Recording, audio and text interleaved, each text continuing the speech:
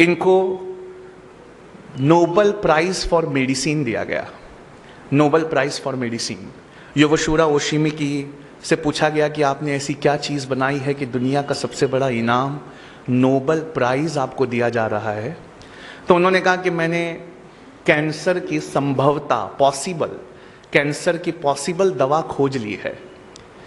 तो दुनिया ने बड़ा ज़ोर से उनका स्वागत किया। कहा आपने कैंसर की दवा खोज ली? कहा नहीं, दवा नहीं, लेकिन एक क्योर, एक प्रिकॉशन मैंने खोज लिया है।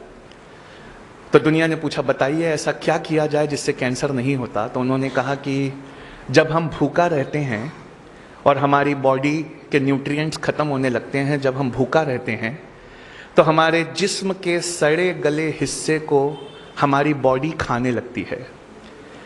जिस्म के सड़े गले हिस्से को हमारी बॉडी खाने लगती है। इसे ऑटोफैगी कहते हैं। अगर आप चाहते हैं कि आपके जिस्म के अंदर के गलीच हिस्सों को, सड़े गले हिस्सों को आपका जिस्म खा ले, तो आपको भूखा रहना चाहिए। ये खोज मैंने की है। जब बॉडी ऐसे हिस्सों को खाने लगेगी तब कैंसर का क्वांटम या परसेंटेज कम हो जाता है।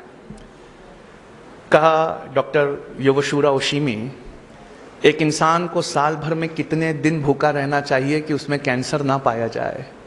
तो उन्होंने कहा 20-25 दिन, तकरीबन 9 से 10 घंटे भूखा रह जाए अगर, तो उसकी बॉडी उसके हिस्सों को खा लेगी, उसे कैंसर नहीं होगा। या रसूल अल्लाह सल्लल्लाहु अलैहि वसल्लम, आज समझ में आया आपने मोमिन पर रोजे फर्ज क्यों किए। आज समझ में आया। आज